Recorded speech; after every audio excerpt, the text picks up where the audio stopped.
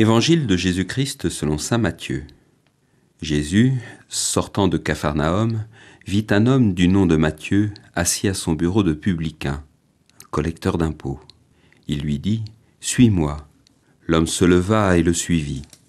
Comme Jésus était à table à la maison, voici que beaucoup de publicains et de pécheurs vinrent prendre place avec lui et ses disciples. Voyant cela, les pharisiens disaient aux disciples « Pourquoi votre maître mange-t-il avec les publicains et les pécheurs ?» Jésus, qui avait entendu, déclara « Ce ne sont pas les gens bien portants qui ont besoin du médecin, mais les malades. Allez apprendre ce que veut dire cette parole. C'est la miséricorde que je désire et non les sacrifices, car je suis venu appeler non pas les justes, mais les pécheurs. »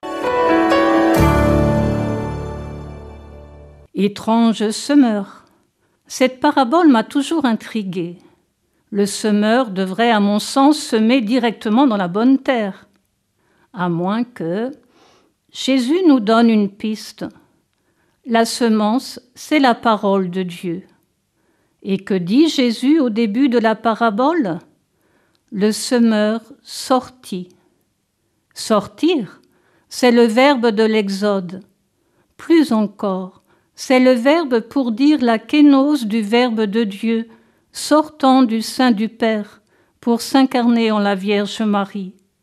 Ce Verbe, Dieu né de Dieu, lumière née de la lumière, toute la terre lui appartient, les chemins, les oiseaux, les pierres, les ronces et même le diable. Rien de ce qui se fait ne se fait sans lui, tout lui appartient. Tout est de lui et pour lui. Donc, le Verbe sort et vient chez les siens, chez lui, chez nous. Saint Jean dira, « Il est venu chez lui et les siens ne l'ont pas reçu. Mais à tous ceux qui l'ont reçu, il a donné le pouvoir de devenir enfants de Dieu, eux qui croient en son nom. » Ceux qui le reçoivent, ceux qui croient en son nom, voilà la bonne terre.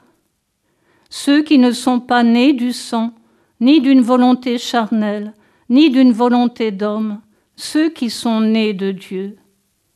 Cela est dit de tous les baptisés qui sont nés de l'eau et de l'esprit, consacrés à Dieu par la mort et la résurrection de son Fils. Devenir Christ, c'est inouï. Quelques versets plus loin, Jésus dira « Ma mère et mes frères sont ceux qui écoutent la parole de Dieu et la mettent en pratique. » Qui plus que Marie a réalisé cette parole ?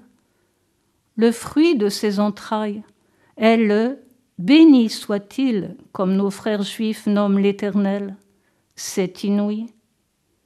Vivons notre baptême en prenant Marie par la main, pour qu'elle nous apprenne à recevoir la parole, la semence, pour donner du fruit au centuple.